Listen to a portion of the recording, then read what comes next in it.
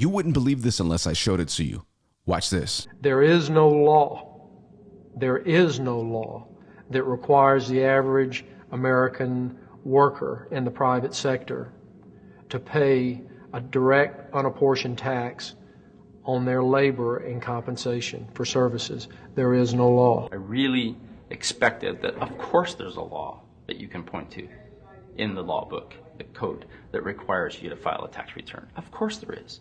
Maybe I don't know what it is right then as he was speaking to me, but sure. So naively, I agreed to go off and research it and get back to him.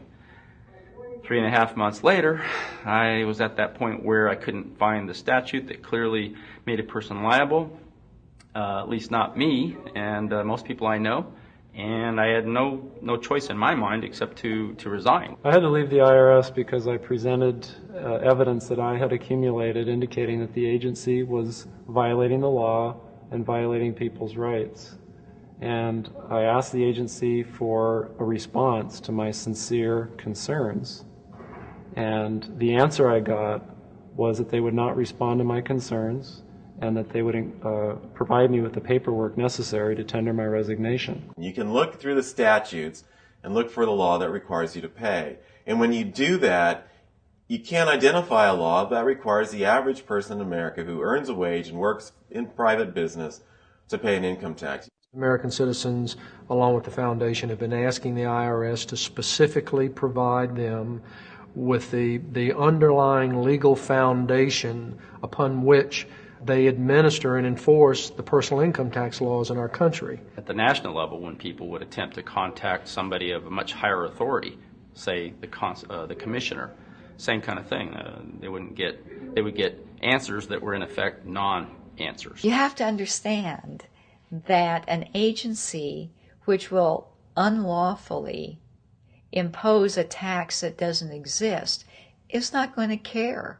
If we, the people, don't know what our rights are, they're not going to tell us. If Americans just learned that the IRS was actually knowingly deceiving them, that would be enough for them to rise up and put a stop to it. 100% of what is collected is absorbed solely by interest on the federal debt. All individual income tax revenues are gone before 1 nickel is spent on the services taxpayers expect from government. People have been told, that you need this income tax system to fund government, which is absolutely ridiculous.